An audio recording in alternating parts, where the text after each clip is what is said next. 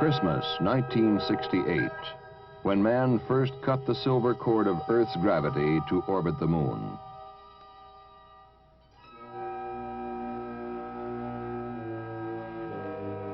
Saturn V had provided the power to take him there.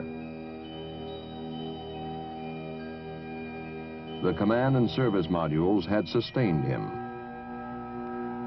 But man cannot begin his mastery of the moon until he can land on its inhospitable surface and take off again. To do this, he needs the third basic piece of hardware, the lunar module. The lunar module is a new concept designed exclusively for use in the vacuum of space. A two-man taxi used as a shuttle between the lunar surface and the orbiting command module. But before men can use the lunar module as an operational lunar spacecraft, it must be tested in space, first in Earth orbit. This was the primary purpose of Apollo 9, the third manned Apollo mission. Jim McDivitt, Dave Scott, Rusty Schweickart, three men to qualify this new machine, to make ready for the moon.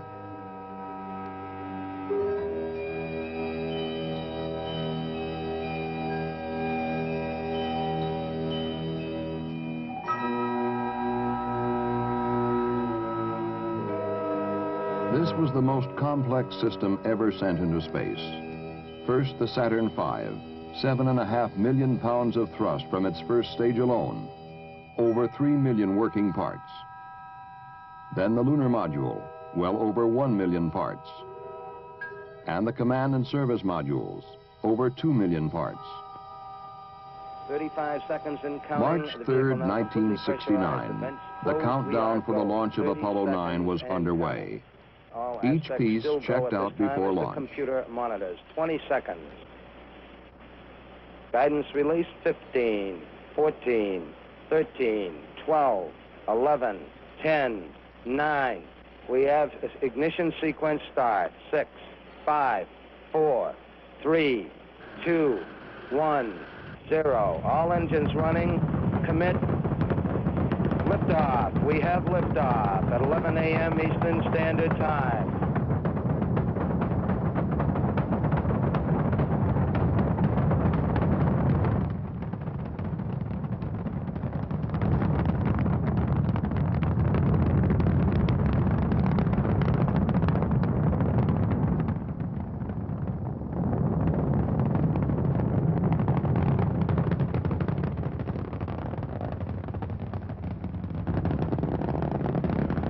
Apollo 9, you are go all the way. Everything looks good. Roger. And Apollo 9, at 5 minutes, everybody's happy as a clam here. Looking good. So are we. Very good. Once in orbit, the crew turned the command module around preparatory to the docking with the lunar module, which was still attached to the S-4B, the third stage of their launch vehicle. And this is Houston. Roger, it's out there, and we're turned around and proceeding with the station keeping and docking. Oh, tremendous, Apollo 9. Thank you.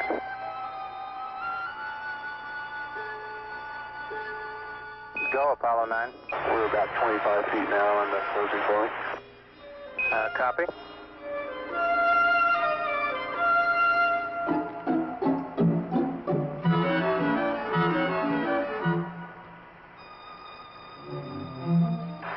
Houston, we're hard dock. Apollo 9, understand hard dock. Good show.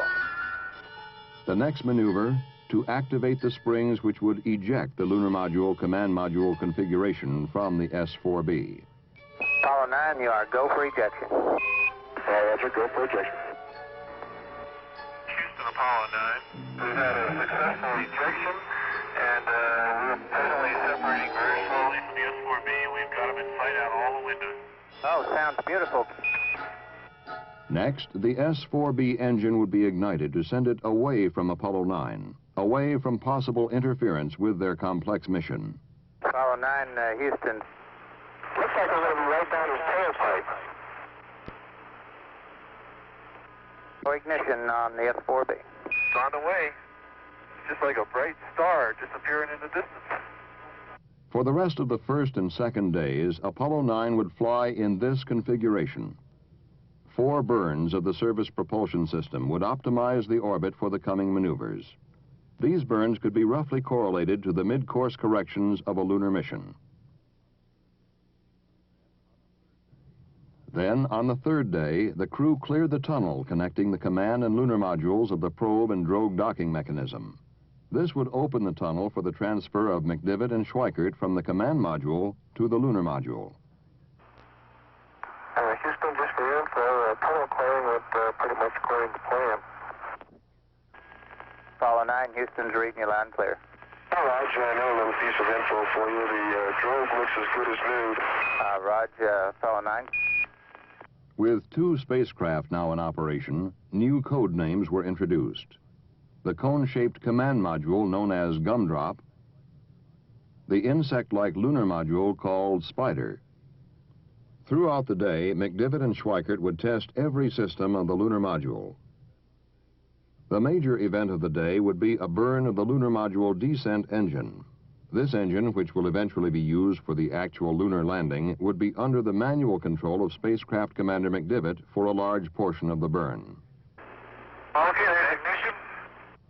Now, McDivitt put on a virtuoso performance, playing the throttle of the lunar module, each variation of thrust a note in a technological symphony. Starting the throttle. 40%. Going down to 10%. Going back up to 40%. Going back down to 25%. Back up again. Okay, coming up to 40%. Throttle profile is complete. Just let it sit there. The engine so necessary for the lunar landing had performed flawlessly. Another burn of the service module engine would complete the day. But first, McDivitt had a message. Okay, I've got to get something to eat. All I've had so far today is a little bag of fruit salad. I'm about to starve to death. Roger. It had been a busy time for the crew of Apollo 9, but it was only the beginning. The next day, McDivitt and Schweikert returned to the lunar module. This time, Schweikert opened the front hatch and stepped onto the front porch, the first all-up test in space of the Portable Life Support System, or PLSS, and the suit to be worn on the moon. Okay, Spider, gumdrop. The hatch is open. No sweat. It's just swing, expect it on swing. Hey, I can see Rusty's foot.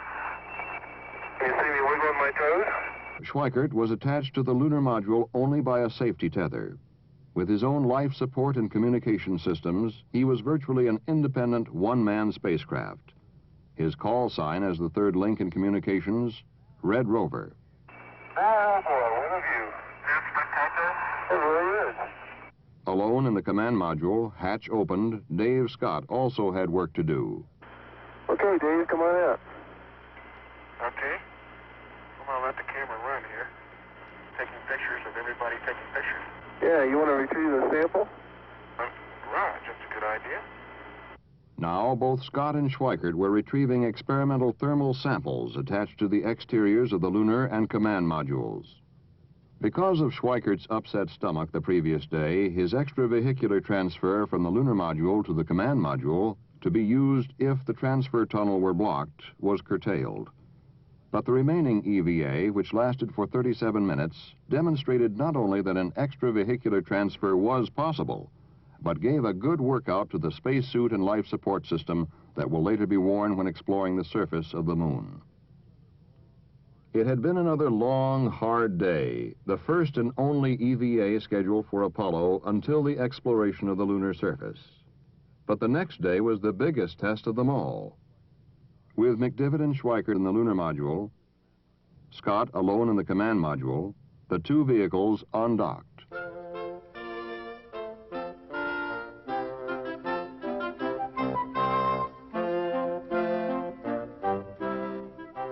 Looking more an abstraction than a machine, the lunar module danced an inverted pirouette before its lone partner in space.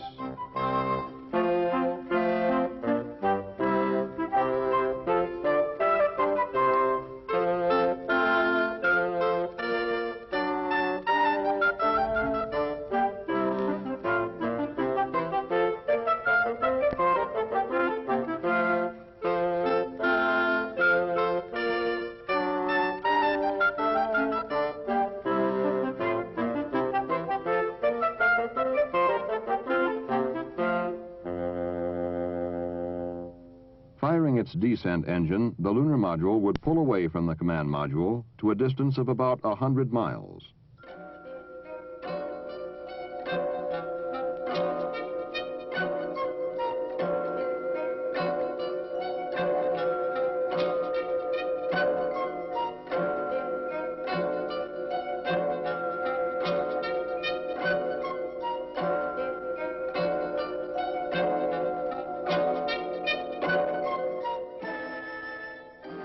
Now, with the support of Mission Control, McDivitt and Schweikert would locate Scott alone in the command module and perform the critical rendezvous maneuvers, each burn representing a firing that would one day take men from the surface of the moon to the spacecraft, which would take them home again. 20 seconds. We have ignition. Burn looks good. It's a good burn, Dave. Oh, very good. Thank you. The lunar module had left its bulky four-legged descent stage in orbit. Now only the ascent stage and crew would return. Each burn a step in a computerized choreography which would lead to the rendezvous. Oh,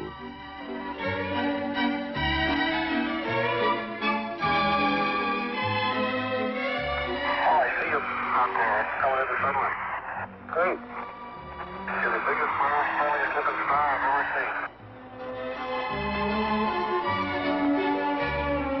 Okay, we're 5 feet per second, about 610 feet.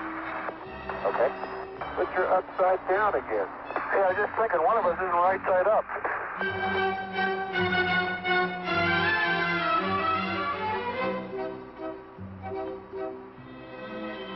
Okay, I have us about 370 feet.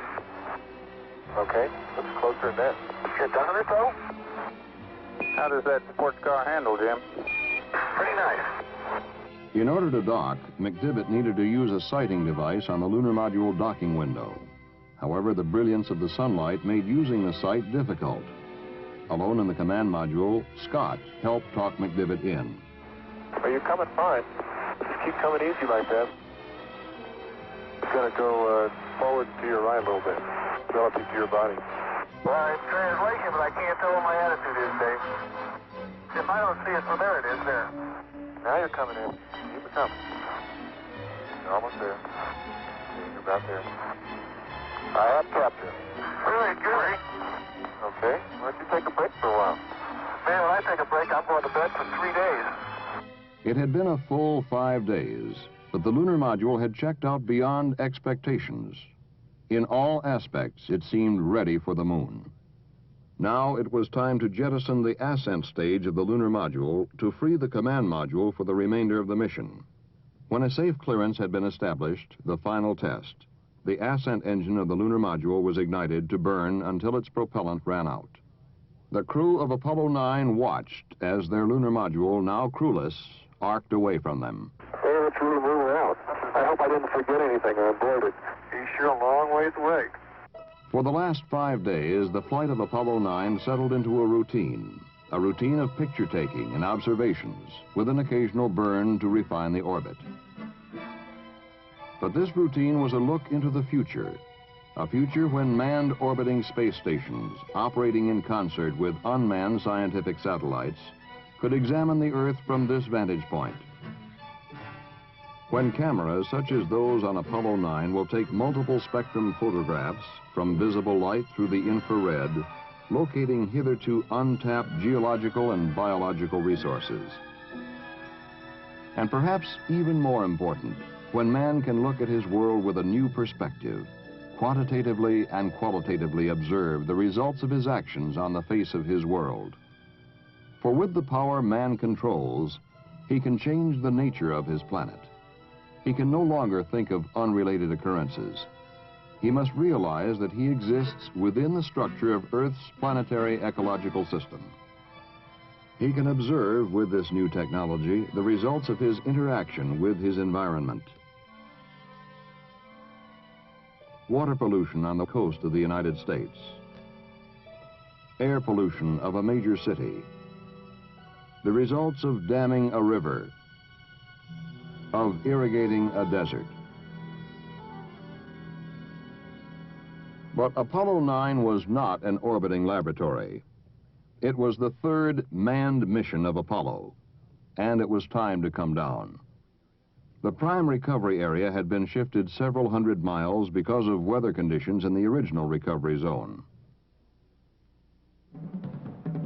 With the appropriate changes made to its flight path, Apollo 9 made its final descent into the atmosphere. The crew took these pictures of the re-entry and opening of the parachutes.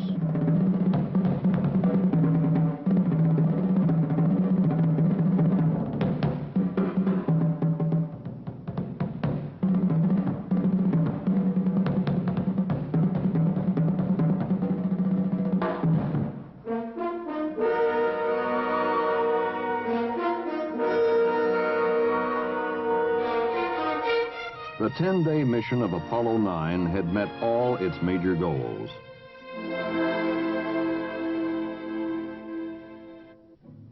The ability to work and make a contingency transfer in the spacesuit and the PLSS had been proven. The capability of the lunar module to fulfill its vital role in the exploration of the moon had been established.